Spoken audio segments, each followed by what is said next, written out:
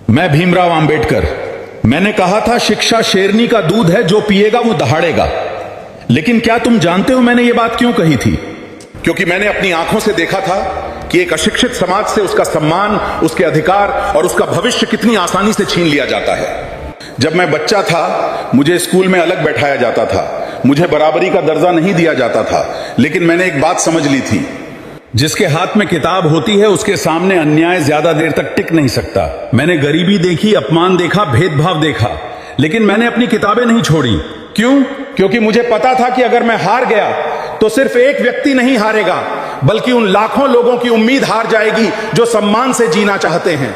याद रखो, तुम्हारा जन्म तुम्हारी पहचान तय नहीं करता, तुम्हारी शिक्षा तय करती है कि तुम कहां तक जाओगे। जिस दिन तुम पढ़ना शुरू करते हो उसी दिन तुम्हारी बेड़ियां टूटना शुरू हो जाती हैं। शिक्षा सिर्फ नौकरी पाने का साधन नहीं है, शिक्षा तुम्हें सोचने की शक्ति देती है, सही और गलत में अंतर समंतर समझने की शक्ति देती है, अपने अधिकारों को पहचानने की शक्ति देती है।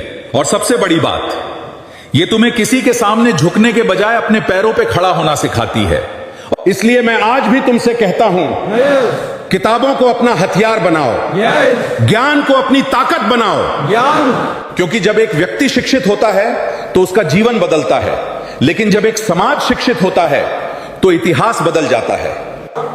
शिक्षित बनो, संगठित रहो, संघर्ष करो। जय भीम।